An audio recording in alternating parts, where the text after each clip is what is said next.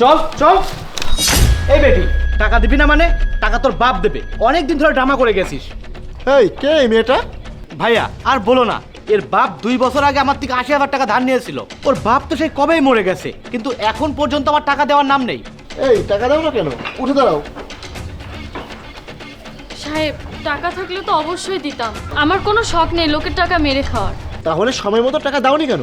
আর তোর কাছ থেকে কবে নিয়েছে টাকা? ভাইয়া 2 বছর আগে নিয়েছে।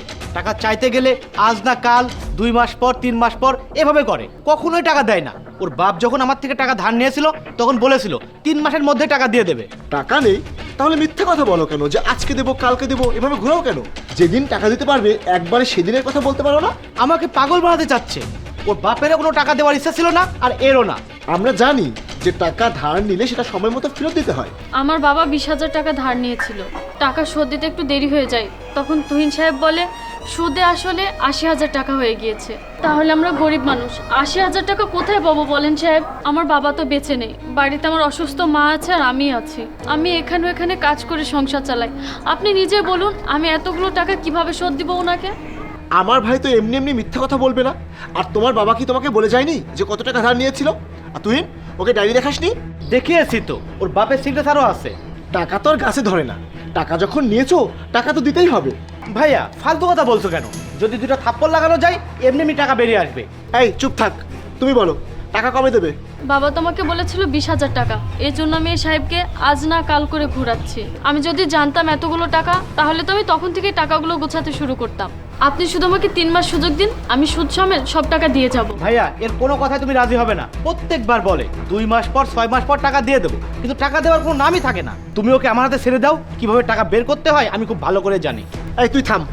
আচ্ছা তুমি আমাকে বোঝাও, এতদিন যখন তুমি টাকা দিতে পারোনি, তাহলে 3 মাসে তুমি কিভাবে টাকা দেবে? সাহেব, আমাদের 6টা জমি আছে। এবার মাঠে ভালোই ফসল হয়েছে।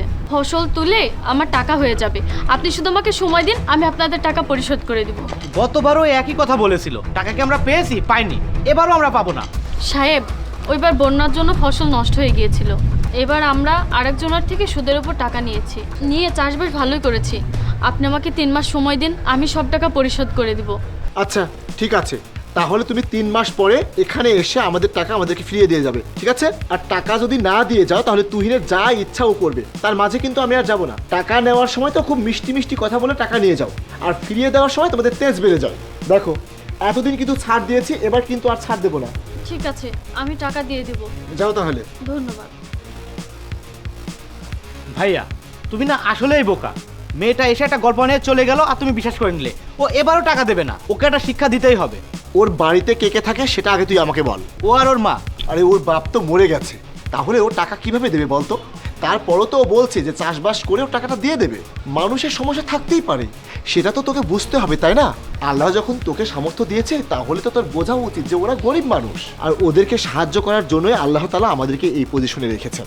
আর ওর কাছ থেকে বেশি সুদ নিবি না, টাকা নেওয়ার সময় একটু সুদ কমিয়ে নিবি।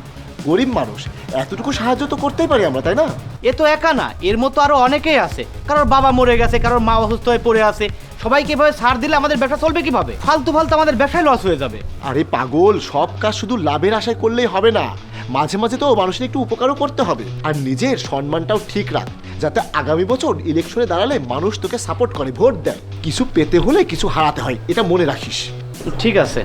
আর সবসময় এই কথাটা মাথায় রাখবি, ওরাই কিন্তু তোকে ভোট দেবে, তাই ওদেরকে হাতে রাখতে হবে। তুমি বলেছো যখন, ঠিক আছে, আমি সুদ কমিয়ে দেবো, কিন্তু টাকা যেন 3 মাসের মধ্যেই দেয়।